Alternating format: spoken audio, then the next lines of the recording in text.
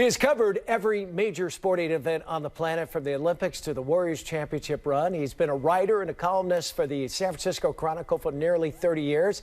He's also authored 6 books. His latest about a wheelchair basketball team and teen who's trying to save his own gym and his team, the Rollin' Rats, from folding up and reaching their goals.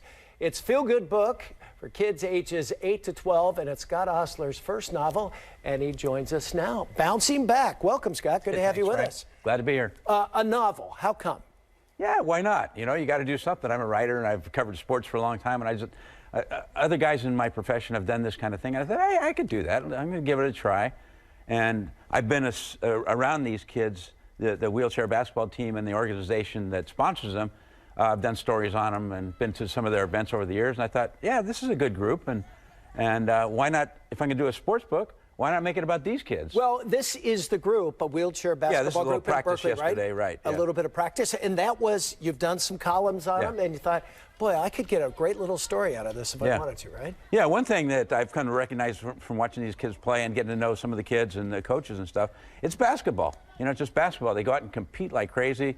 They, you know, fall out of their chairs, get back in. They're very passionate about it. It's just, it's really cool. And people use the word inspiring. One of the kids told me, I said, you know, what kind of annoys you about the way people deal with you if you're in a wheelchair and stuff? Right. And he says, you know, we'll be in airports and stuff, going to a ball game, and people will invariably come up and say, oh, you guys, you're an inspiration to me. And he says, we don't want to be an inspiration. Yeah, we just want to be kids playing basketball, right? So that's what that's the way I wrote it. Well, tell us kind of the plot. It's about the Rollin' Rats and a kid by the name of Carlos Cooper, who's 13. Yeah, and he becomes paraplegic in a car accident, loses his parents. This sounds like a real happy book so far, right? But he loses his parents, and he has to readjust to a new world, living in a wheelchair, living with his aunt and uncle, and also, you know, he comes back to basketball. But it's a whole new kind of basketball. It's still basketball, but he used to be a superstar scorer when he was in his previous life, right?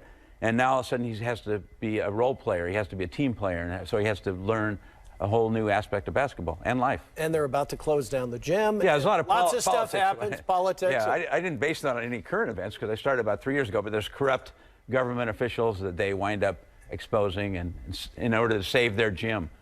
So. And when you weren't, you know, over at the ballpark or at home writing away, you would just kind of write a little chapter here and there over the last 3 years? Yeah, I could never, I'm sure that other people who do this kind of book for a living, they kind of knock these things out in a week or two.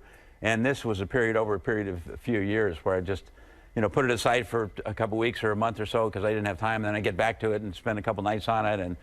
And so it was a kind of, and would you get inspirations like, oh my God, I got to have Carlos do this? Or I'd be walking the dog or something like that, and then something would pop into my head, and I'd run back and make myself a note. So how refreshing being a former sports guy and talking with athletes. And I think you wrote a column on some athletes are jerks, but that makes it a little more interesting for you to cover them at times. But how refreshing to talk to these kids in Berkeley as opposed to throwing a mic or whatever in front of a high-priced athlete. Yeah, because the athletes are, especially at the pro level, they're all kind of programmed, as you know from your long sports thing.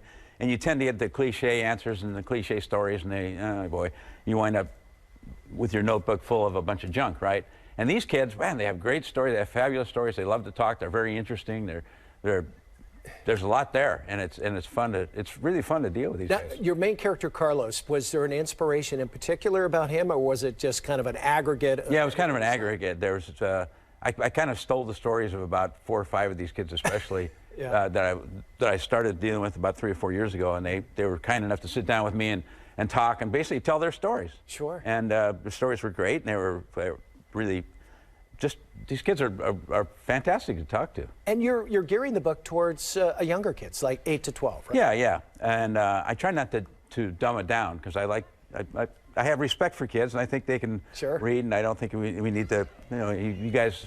In other words, I tried to write it up rather than dumb it down. And will there be another book? I don't know. You tell me. Talk to my agent. Talk to the publisher. Well, how about I'll be glad to do one. Yeah. And reaction? Have the kids seen the book, or anyone over in Berkeley? No, just I just got the book in my hands about 2 days ago, and I went to the practice yesterday and gave it to the two coaches there who I've worked with before, gave them the copy, and they were excited because, you know. Oh, my gosh. Yeah. There it is, bouncing back. Okay, got to ask you a couple of sports questions, too. Chase Center, thumbs up, thumbs down. You've been there. What do you think? I get a thumbs up. I don't have to pay for a ticket, so if I did, it might be a different story. But it's beautiful. They did it first class all the way. It's fantastic, and it's one thing that strikes you when you go in is the board, the video board. Oh my God! I'm sure people are going to watch the game just like this rather than watching the game down here because it's the high def and it's massive board. So, and you think it's the whole thing is done well. The fans will. It's going to be a little more corporate, obviously, because it's more expensive. But they had such. Well, some nice of the fans will have their own butlers. Literally, there are suites you could buy you'll have your own room in the back, right behind your seats, with your own butler. Oracle had that nice kind of blue collar feel, though. A little bit, yeah. A little bit, yeah. But Chase Center maybe not. So No blue colors. All right, and Niners play on Monday night. Yeah. They're 3-0 out of the gate. Yeah. Who would have thought a Niner-Brown game would ever find a Monday night? But here we go. What do you think of their chances this year? Decent. They're very decent. Yeah, they've really turned a corner. And Kyle Shanahan, I think he went into the season, people were thinking, we don't know about this guy. And it just, you know how things turn in a hurry.